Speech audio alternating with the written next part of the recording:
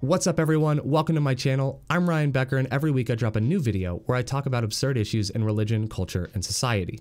This week's absurdity, apologies.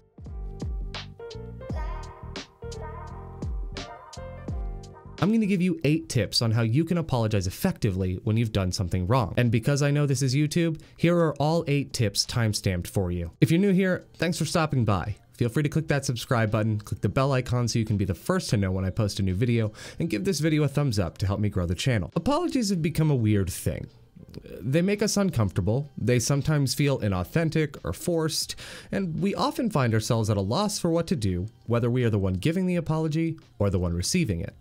So let's look at what makes a good apology and what makes a bad one. Let me preface this by saying that for most of us, we don't mean to give bad apologies.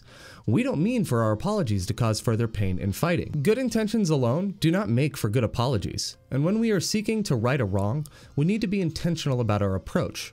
So let's get into it. Tip number 1. Understand the myth of closure. Closure is the idea that we will get over how we feel in such a way that it will never bother us again. That there can be one moment, one singular action that can strengthen us to put all of the pain behind us, both for the offender and the victim. While there are some who are able to do that, it's not the case for everyone. And one of the biggest lies that we buy is that there is something wrong with us if we aren't able to move forward as if the wrong never happened. As a result, people use closure as a manipulation tactic in order to artificially expedite the healing process.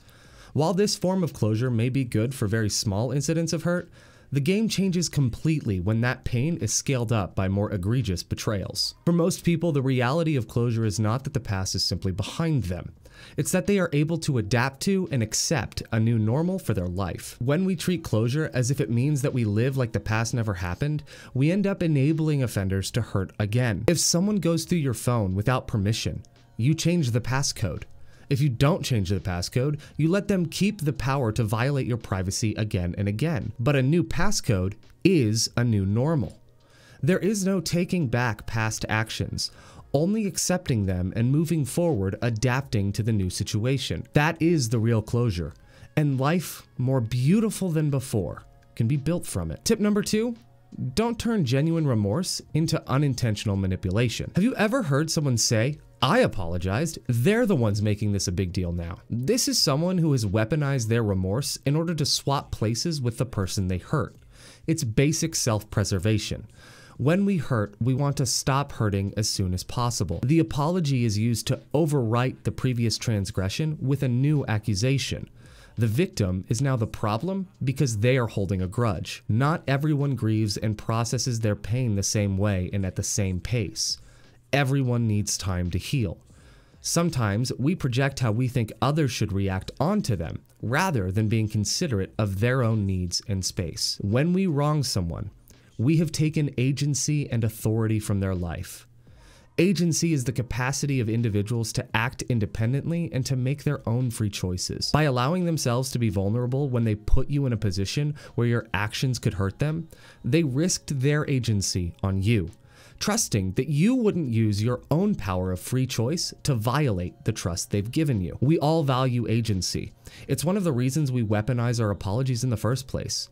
We want to control when we feel better about our own actions. The difference is, the offender already used their own agency and power to cause that pain in the first place, whereas the victim had no say. When we hurt someone else, we have already decided to use our power and agency in the situation, and as such, we forfeit the right to control the outcome. This means that a vital step of agency restoration for a victim is for them to determine their own pace of healing. They could choose to determine that with friends, a therapist, family, and others, and that's their right. But it is a re-violation of their life for the one who took their agency to begin with to take more by telling them when and how to feel better without their permission. Tip number 3, be specific.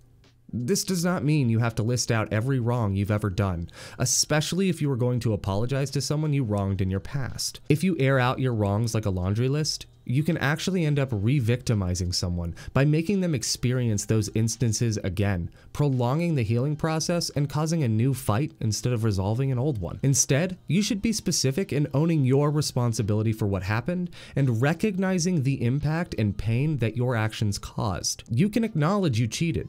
but you don't need to give out the play-by-play because at this point, it's likely they already know. Your apology should show that you not only understand that your actions were wrong, but that you understand why they were wrong. Tip number 4. Avoid counter accusations. A genuine apology does not pass on any blame or say, but you started it. Counter accusations are a method of deflection, which is another way of the offender trying to swap roles with the victim. When we apologize, it's important that we do not make the situation about anything other than what we are apologizing for. Tip number 5.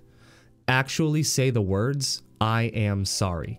Full stop. It's actually shocking how many people apologize without ever saying they are sorry or even that they are apologizing at all. When you say "I'm sorry," it should be the end of whatever sentence you put it in. There shouldn't be any asterisks or commas here. "I am sorry" should stand on its own. Tip number 6. The method you choose will determine how significant you feel this is. Your method of apology reveals how significant you feel your wrongful actions are and how significant the relationship is to you. Apologizing over text for lying or cheating demonstrates that you are trying to do the bare minimum to make things right. The person you hurt took a risk by putting you in a position where you could hurt them. You not only took advantage of that, you're now responding without risking anything yourself. In doing so, you demonstrate that you expect others to value you enough to risk hurt by allowing you into the vulnerable parts of their lives, but you do not value them enough to take that same risk yourself. If your relationship was equal before, your violation of their trust made it unequal, and a low-risk apology shows that you intend to keep it that way. It demonstrates that you will always expect to receive more from them than you will ever offer from yourself. Tip number 7. Have an action plan in place. While the other person does not always need to know what you will do to ensure this doesn't happen again, they may ask or desire to. Creating an action plan for what you will do to prevent it from happening again and to fix the problems that led to your offense in the first place is an important demonstration that you are serious about making things right. Let me be clear. Your action plan is for you. It's not for them. It's not a tool to soften the anger in another person. It's a tool to fix the problems in your own heart. So if you're going to check yourself into rehab, do it. If you're going to go to counseling, do it.